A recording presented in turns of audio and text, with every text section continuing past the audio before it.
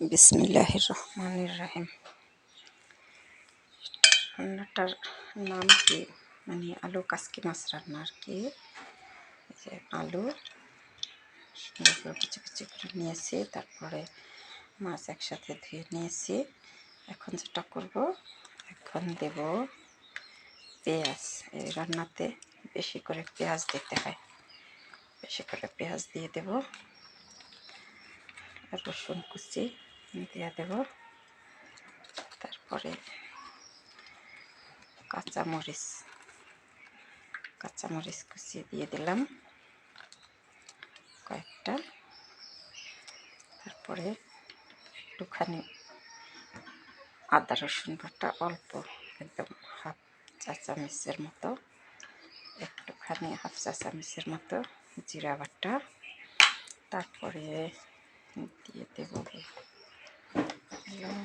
হলুদ। এই রান্নাতে হলুদ একটু কম লাগে, মাখার সময় মনে হয় যে হলুদ কম হয়েছে, কিন্তু পরে রান্না হওয়ার পরে কালারটা অনেক সুন্দর আসে মাশাআল্লাহ।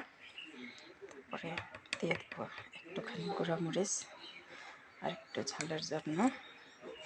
তারপরে দিয়ে দেব ধনিয়া গুঁড়া,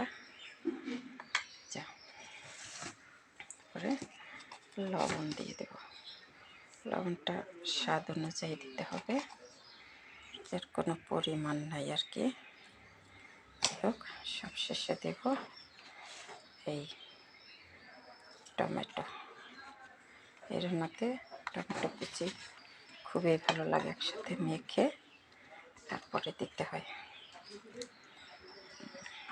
সুন্দর করে। এবার তেল দিয়ে দেব।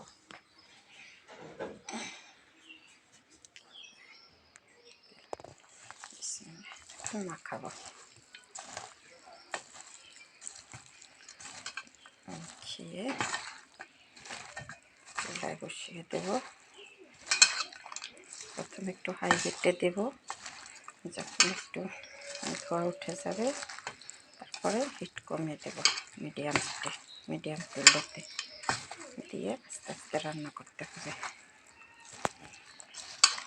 অনেকক্ষণ ধরে মাখাতে হয়, কালার হয়ে যাবে।